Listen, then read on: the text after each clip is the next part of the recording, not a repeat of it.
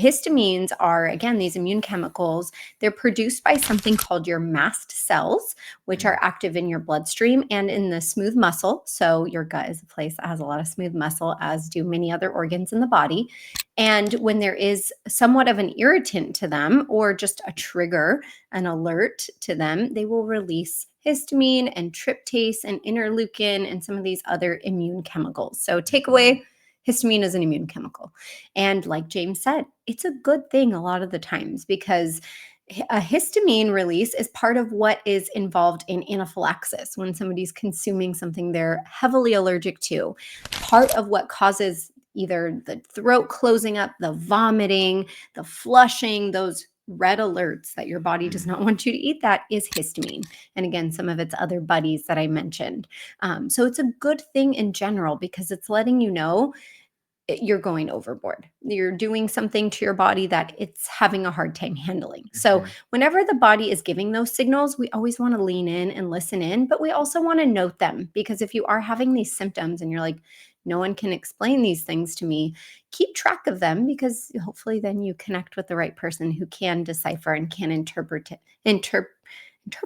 these signals your body is sending you. I'm still switching back from Spanish to English to all the languages. To vacation mode. Hopefully you guys' holiday, Christmas, everything, New Year is going great. And now you're ready to learn about histamines and get back into it. Yes, enough of the break.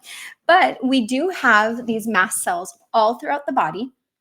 And when they are released, you do have these receptors for histamine in the body. We actually have 4 different types of histamine receptors, H1, 2, 3, and 4. Really technical names, right? So basically it's histamine receptor 1, 2, 3, and 4. And as you see, they're all around the body, but especially in areas that are heavily responsible for function, really important areas of the body, like around your brain and your nervous system, because you want to know if something bad is happening there. Around your respiratory apparatus, like your lungs, your nose, your throat.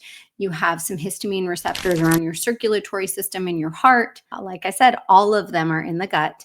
And then on the skin as well. So common histamine symptoms like you all see here are brain fog, fatigue, headache, dizziness, migraines. So women tend to get migraines or headaches that week before their menstrual cycle begins.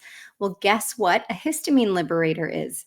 Estrogen, and it is at its peak, it is at its highest that week before your period. So if around your time of ovulation, the week before your period, you're like, I don't know why I keep getting headaches, histamine. But if you get these regular headaches, this dizziness, or maybe it's seasonal for you when things are blooming or they're falling, that could be histamine. Again, I feel like most people think of the respiratory symptoms. So they think of that runny nose, that nasal congestion, that sneezing, the shortness of breath. They might not notice, but maybe they're having a high heart rate. Some people have low heart rate. Some people will collapse from histamine. And then GI wise, these are so nonspecific, it might be hard to decipher that these are causing your gut symptoms. But again, if you've teased out the other things, it's not FODMAPs, it's not food allergies, it's not celiac disease. I don't have inflammatory bowel disease, but I still have bloating, gas. I still have early satiety where I take a few bites and then I'm full. I have diarrhea, pain, I'm constipated, nausea, I'm vomiting. Some of those things can be histamine symptoms. And then again, your skin can tell you. I feel like a lot of people also are familiar with those rashes and bumps that happen on the skin. Maybe it's flushing that will happen, or hives or eczema. All of those can be histamine mediated responses because again, your body is trying to help you.